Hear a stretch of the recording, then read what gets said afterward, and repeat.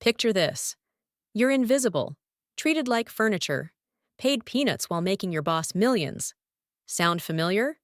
Well, buckle up, because what I'm about to tell you will flip everything you think you know about power dynamics on its head. My name used to be whispered in corporate hallways as the servant, but now?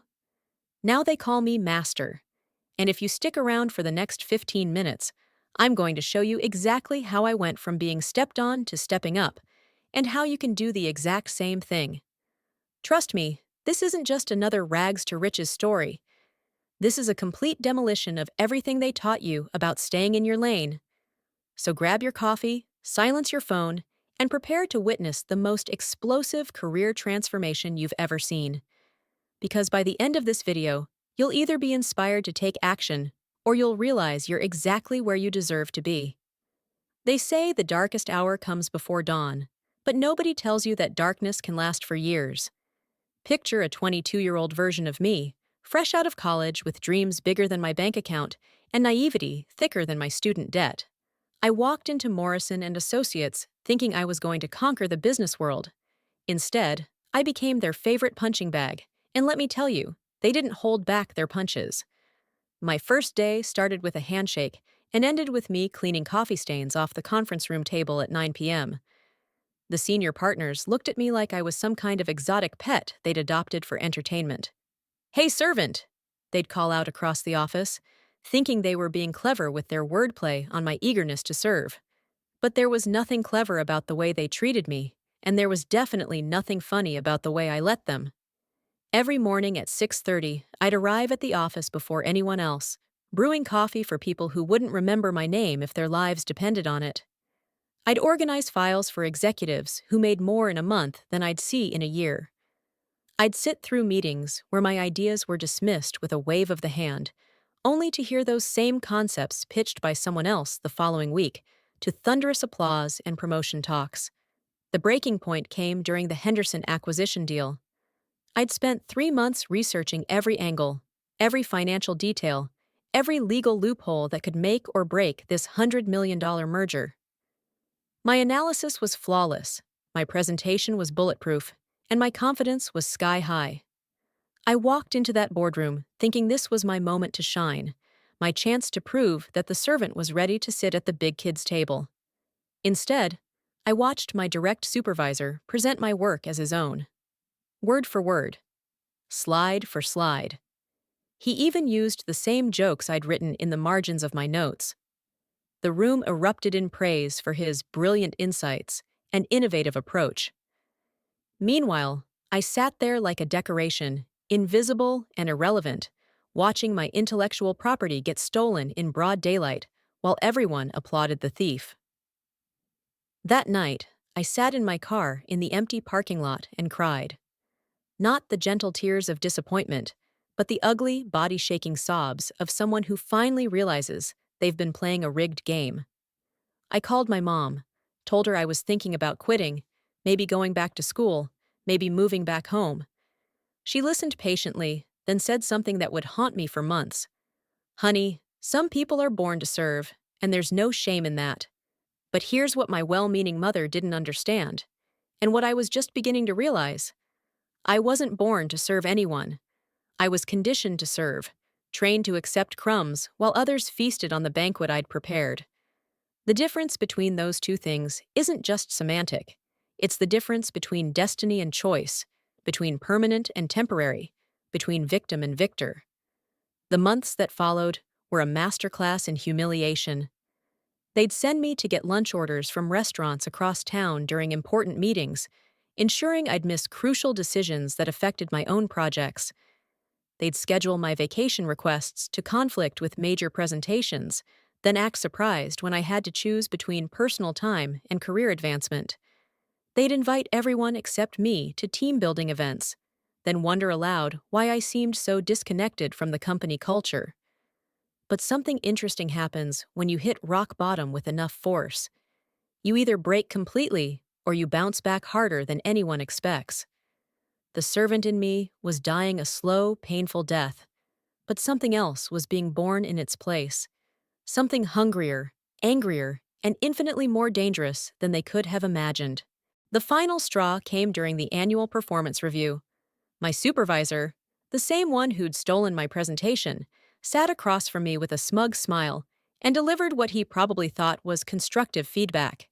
"You're a great team player," he said, checking boxes on his evaluation form without even looking at me. "But you lack the executive presence necessary for advancement. Maybe consider focusing on your support role strengths." Support role strengths, as if being walked on was a skill I'd cultivated intentionally. That's when I realized that, to them, I wasn't an employee with potential. I was a resource to be exploited, a tool to be used until it broke, then discarded without a second thought. That performance review was my burning bush moment, except instead of hearing divine guidance, I heard something much more practical: the sound of my own voice finally saying, "Enough."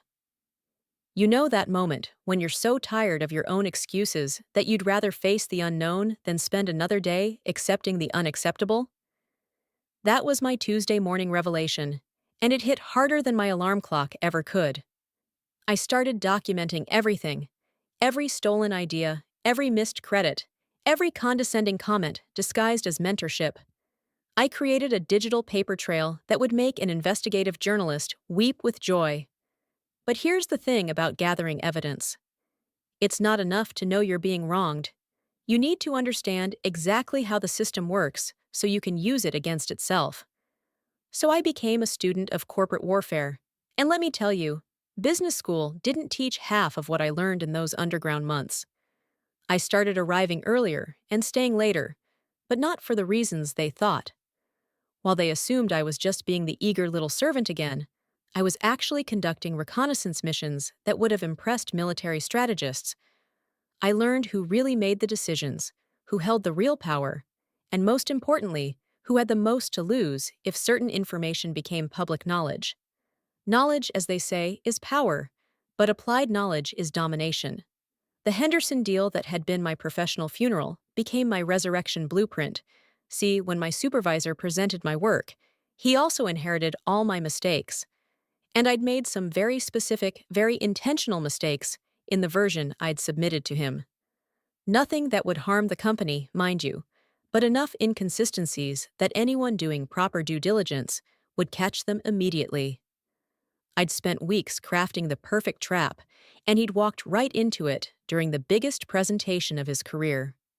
When the clients started asking pointed questions about the financial projections that didn't add up, I watched him squirm like a fish on dry land.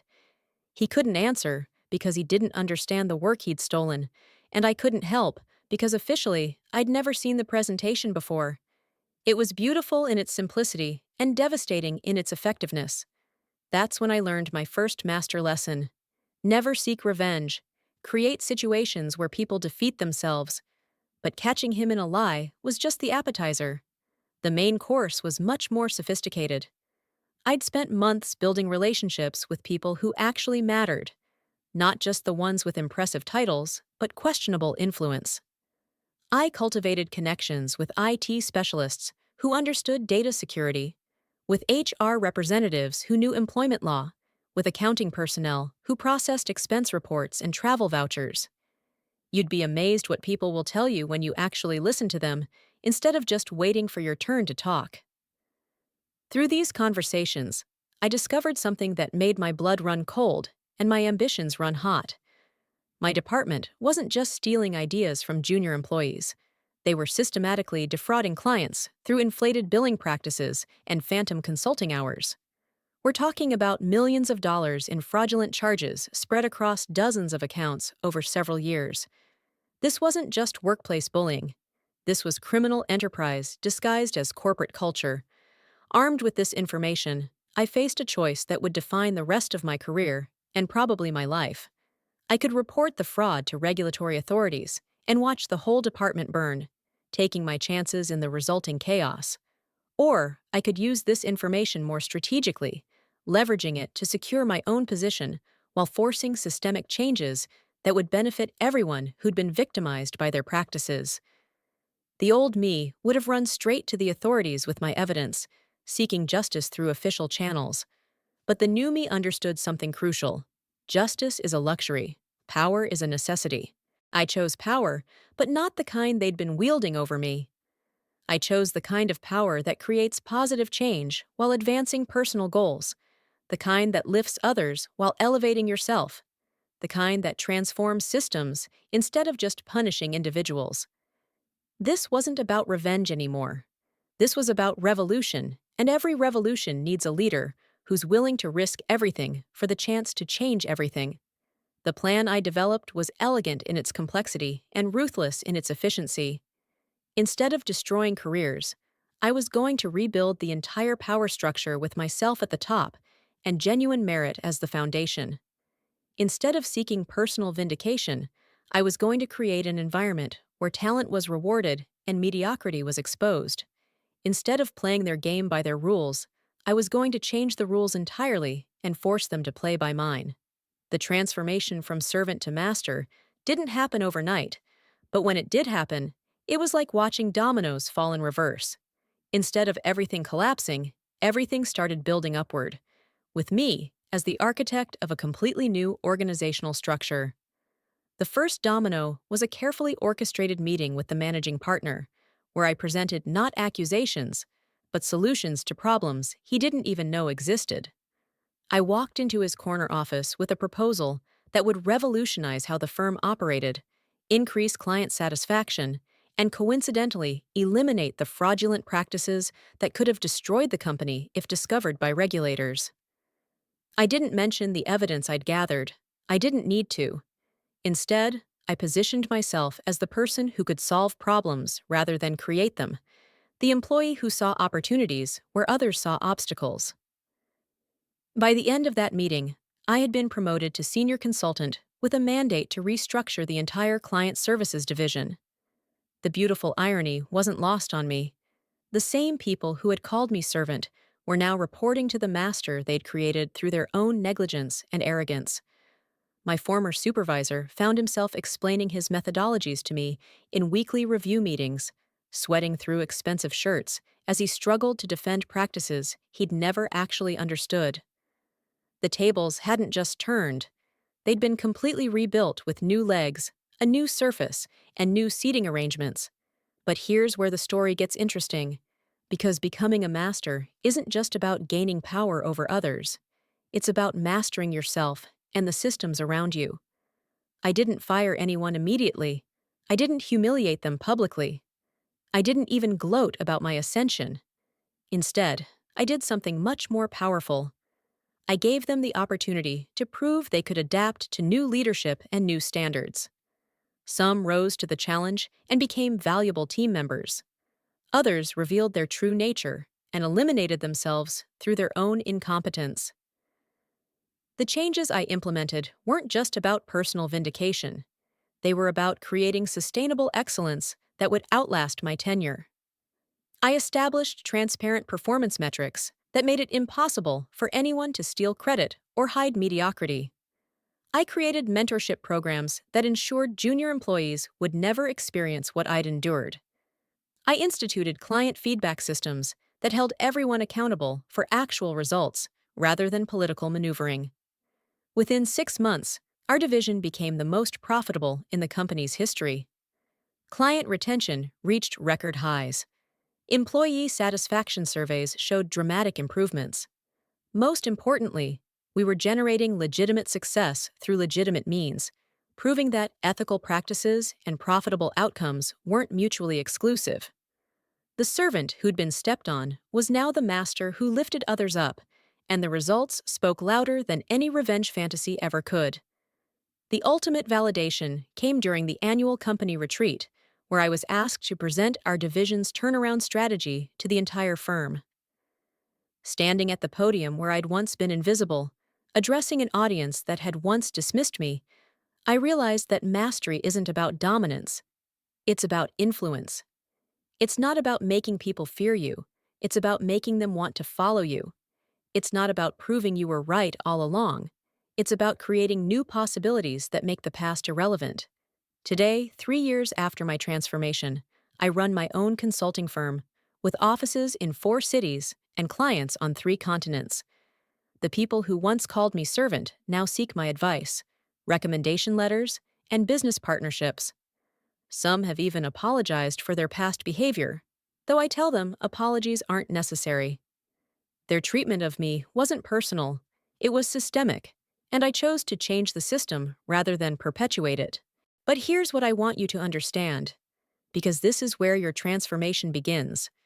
You don't need to wait for permission to become who you're capable of being. You don't need to accept other people's limitations as your own reality. You don't need to serve anyone who doesn't recognize your value, respect your contributions, or appreciate your potential. The only person who can keep you in servant mode is yourself, and the only person who can elevate you to master status is also yourself. The choice is yours, and it's available right now. You can continue accepting crumbs from people who feast on your labor, or you can build your own table and invite others to join you as equals. You can keep playing by rules designed to keep you down, or you can rewrite the rules to lift everyone up. You can remain the servant they think you are, or you can become the master you were always meant to be. The transformation starts with a single decision, and that decision is entirely yours to make. What's it going to be?